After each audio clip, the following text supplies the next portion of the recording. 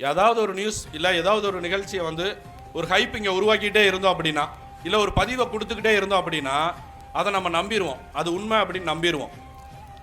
அதை தான் நம்ம வந்து லைஃப்பில் இம்ப்ளிமெண்ட் பண்ணிக்கிட்டே இருப்போம். இந்த மாதிரி நம்ம எதெல்லாம் உண்மைன்னு நினச்சிட்டு இருக்கோம் அப்படிங்கிறத யோசித்து பார்த்தோம்னா, நம்ம வாழ்க்கையில் காலையில் எந்திரிக்கிறதுலேருந்து நைட்டு தூங்குற வரைக்கும் நம்ம நிறைய பொருட்கள் பயன்படுத்துறது, நிறைய வேலை செய்கிறது எல்லாமே நம்ம பதிவுகளால் தான் பண்ணிகிட்டு இருக்கோம். நமக்கு பிரெயினில் திருப்பி திருப்பி ஒரு விஷயத்தை காட்டி பதிய வச்சுட்டா அதை உண்மைன்னு நம்பிடுறோம். இப்போது அதுக்கு ஒரு உதாரணம், முதல் உதாரணம் என்ன அப்படின்னா, இப்போ நம்ம ஒரு கடைக்கு போகிறோம், ஏதாவது ஒரு சோப்பு வாங்கன்னு யாராவது சொல்கிறாங்க, நம்ம ஒரு கடைக்கு போகிறோம். நம்ம போனால் என்ன சோப்பு அங்கே வாங்குவோம்? ஒரு சில பேர் தான் நமக்கு ஞாபகம் வரும் இல்லையா?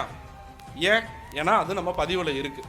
இதை தாண்டி நிறைய கம்பெனிகள் இருக்குது, உள்ளூரில் இருக்கும், நம்ம பக்கத்து தெருவில் கூட யாராவது செஞ்சுட்டு இருக்கலாம். அதை பற்றி நமக்கு தெரியாது. ஏன்னா நமக்கு பதிவு பண்ணுறது மட்டும்தான் சரி அப்படின்னு நம்ம நம்பிட்டு இருக்கோம்.